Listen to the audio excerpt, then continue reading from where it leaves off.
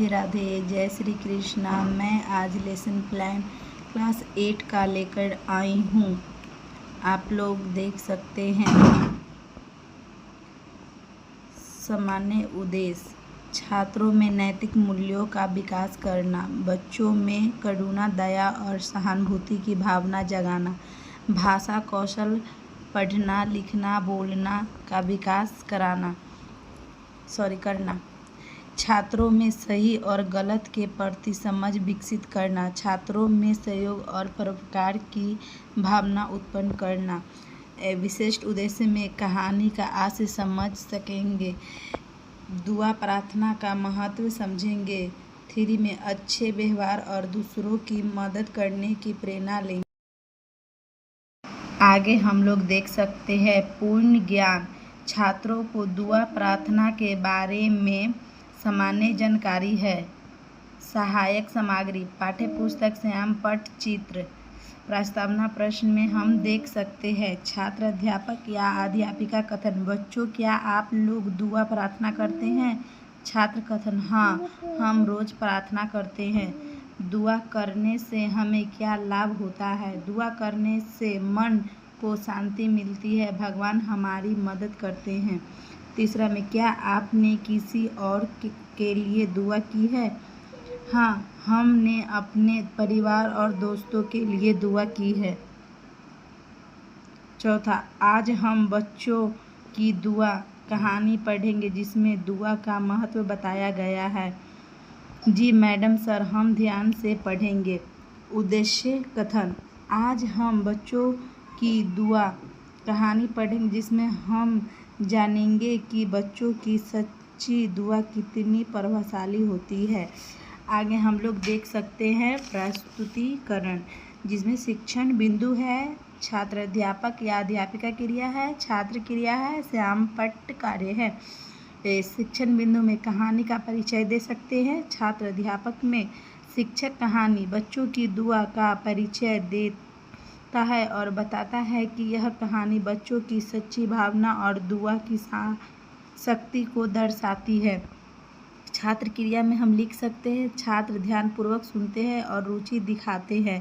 श्याम पट्ट पर लिख सकते हैं बच्चों की दुआ एक प्रेरणादायक कहानी। से हमें 4 लिखनी रहती है, जिसमें एक हम लोग लिख लिया। अब शिक्षण बिंदु में कहानी का वाचन करेंगे। जैसे छात्र अध्यापक में लिख सकते हैं शिक्षक स्पष्ट उच्चारण और भाव के साथ कहानी का भाव वाचन करता है तथा महत्वपूर्ण भागों पर जोर देता है। छात्र क्रिया में लिख सकते हैं छात्र ध्यान से सुनते हैं और पुस्तक में देखकर अनुकरण करते हैं। श्याम पट्ट पर लिख सकते हैं कठिन शब्द लिखे जाते हैं, जैसे में मान लीजिए दुआ, सहानुभूति, करुणा। प्रस्तुतिकरण इधर में शिक्षण बिंदु में शब्दार्थ एवं व्याख्या, उसका व्याख्या कर सकते हैं शब्दार्थ। आगे देखिए छात्र अध्यापक में शिक्षक कठिन शब्दों के अर्थ समझता है और कहानी के मुख्य अंशों की सरल भाषा में व्याख्या करता है। छात्र क्रिया में हम लिख सकते हैं छात्र शब्दार्थ लिखते हैं और प्रश्न पूछते हैं। श्याम पट्ट के बारे में भी लिख सकते हैं दुआ का होता है प्रार्थना, करुणा का दया, सहानुभूति के उसका होता है दूसरों की दुख को समझना। इसमें एक और बची हुई है प्रस्तुतिकरण। शिक्षण बिंदु में कहानी का बहुव्यार्थ। अब छात्र अध्यापक या अध्यापिका क्रिया में शिक्षक बताता है कि सच्चे मन से की गई दुआ बहुत प्रभावशाली होती है और हमें हमेशा दूसरों की भलाई के लिए सोचना चाहिए। छात्र क्रिया में छात्र भावार्थ समझते हैं और अपने विचार व्यक्त करते हैं। श्याम पट्ट पर सच्चे मन की दुआ हमेशा फल देती है। इसमें एक और नैतिक शिक्षा भी बताया गया है। नैतिक शिक्षा, शिक्षक छात्रों को समझाता है कि हमें दया, प्रेम और सहानुभूति रखनी चाहिए तथा दूसरों की मदद करनी चाहिए। इसमें ही लिखाया है छात्र क्रिया में छात्र अपने अनुभव बताते हैं और सीख ग्रहण करते हैं।